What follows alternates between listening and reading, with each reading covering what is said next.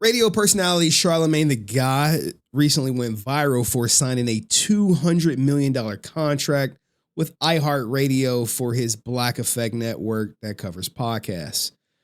Ebro and Rosendweeb, if you will, did not take too kind to it and resorted to hating.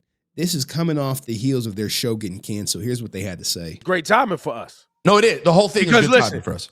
Listen, there were things that Charlemagne was willing to do. The whole thing is good timing for us. Listen, there were things that Charlemagne was willing to do that I would have never done. Never. And that's how you get to those big bags. Because I don't to have the people like the iHearts of the world want to hand you this much money. Well, it's the same with Stephen A. Smith, though. When Disney wants to give you money like that, you got to do a dance I ain't willing to do.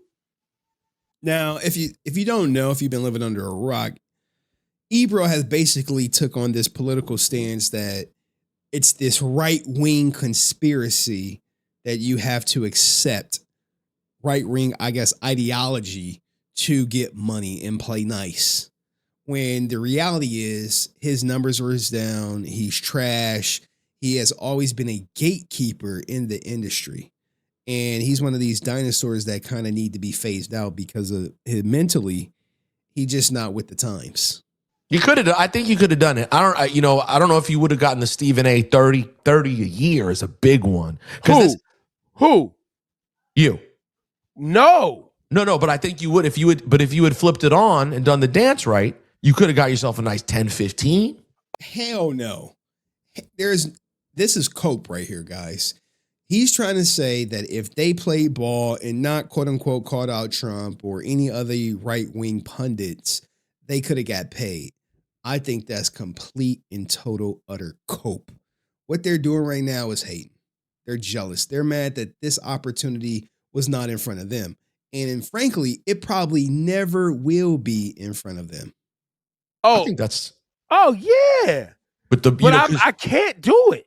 Ebro, you should have been at Turning Point USA this weekend. This could have been you. Nah, son, it crossed my mind. You could have been lit.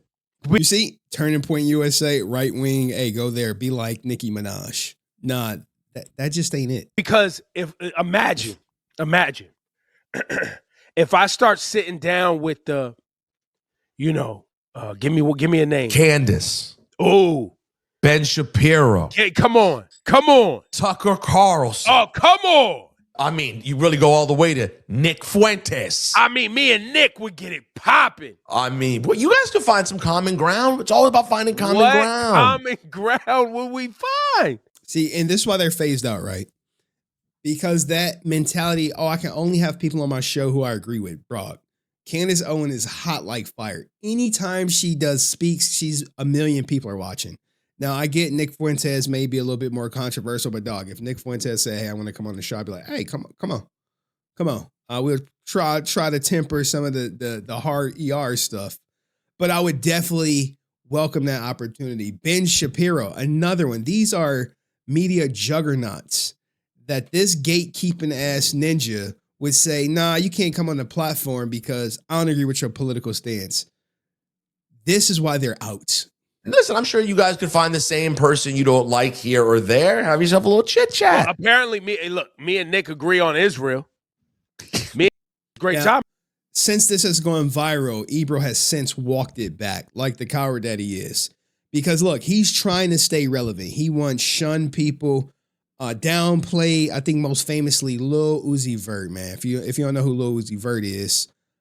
He had this clip right here when he was like, hey, you need to rap to this beat. He's like, rap to this beat for what? This ain't what my fans want. Here we go right here. If you pull out one of them old beats, I'm not rapping them. My fans won't be disappointed. No, they will. But I hope I piss your friends Your off. fans gonna be disappointed. Got you good on me. I feel like I'm making, I don't know, man. I mean, I respect the cool. fact you fell off at the end. Put another beat on. Nah, because all I got is old man beats and you're not built for Hey, that. listen. It's gonna be a lot of young guys coming up here and they ain't gonna want to rap on that. I'm trying to tell you, it's changing. I hope they change. The game is changing. The game has changed.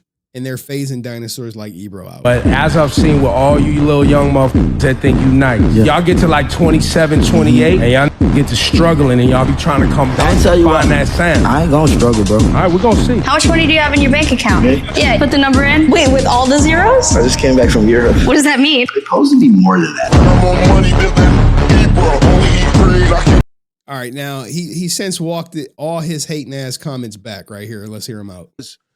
Charlemagne the God has paved the way. Oh, That's right. He has paved the way. I saw some clips of us talking about Charlemagne's $200 million deal, and people were saying we were hating because I said, quote, I didn't do the same dance. That's hate. As he did. Mm-hmm. And I didn't intend it to be that way. I think if you're Charlemagne, you should be ecstatic. I think if you're a fan of Charlemagne, you should be celebrating. Like, I think if you're a podcaster, you should be ecstatic. Well, why weren't y'all? I think there's so much positive from what Charlemagne and the iHeart deal has done. I don't know. What I was trying to articulate is basically I have a belief that when you are black in the United States and outspoken against what is seen as the norm, or outspoken, especially in this current climate, against Trump in the ways that I have been since, 2016 and beyond, or as overtly outspoken against white supremacy and unwilling to have conversations with people who propagate white supremacy. Yeah, dog. I don't like the race card being pulled, but this is in his wheelhouse. This is in his wheelhouse. This is what he does. I won't even entertain it. There's nothing for us to find common ground on, but there are individuals who are willing to do that dance, and that is rewarded financially in our society. It always has been. Or people who are just willing to. That's still hate. This is still hate. I thought he was going to walk it back. It's still hate. At the wrong time, be critical of a black woman running for president of the United States. Who's that one about? No, I know it's about Kamala, but I mean, is that Charlemagne? Yes. I thought he was all on board. I thought he was like a surrogate practically for. After they were critical. Oh, right. Then they made him a surrogate. Because I thought you were going to mention. I can't believe he tripled down on the hate. I thought he was going to walk some of it back. That But by the way, you should be critical. I'm not saying you shouldn't. I'm just saying the timing was bad. Well, and I thought you were going to add that every time there was like a major Democrat moment on their show, it led to something horrifying for the candidate. Oh, you mean like Hillary Clinton? Hillary Clinton had the sauce in the bag. Disaster. Joe Biden. But by the way, Joe Biden. Joe Biden. If you don't vote for me. If you don't meet me, you hate black. Yeah. Disaster. I remember that. But also. Kamala had the hip hop reference too. Don't forget, she confused when Tupac was alive. Disaster. But also, that's good. It's good, but it's also just something that I wasn't willing to do. That's all I'm saying. And because he wasn't willing to do all this, he thinks he didn't get the big bag. Or maybe because he's not relevant. And the only time he is relevant is when he is hating on bigger people. This is why we're paying him attention now. If he was just doing his regular blase blah show and not hating on Charlemagne's $200 million deal, no one would be watching. Honestly, no one's clipping him. I'm not saying he shouldn't be proud. I'm not saying people shouldn't celebrate. I'm not saying it's not great for podcasting and whatever you're doing as a creator. I'm not saying none of that.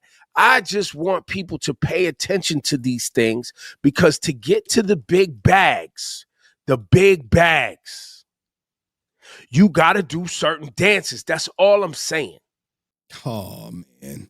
No, I think in order to get to the big bags, guys, you have to be relevant. And how do you stay relevant? By having conversations with relevant people, even if you disagree with them, like Ben Shapiro, having him on the Breakfast Club, instead of saying, no, we're not going to have Ben Shapiro on the Breakfast Club, or some of the other people that may disagree with Charlamagne politically. Ebro fell off. He is clinging on to relevancy. A year from now, he will be even less relevant. But let me know what you guys think in the comments section. I'll see you next video.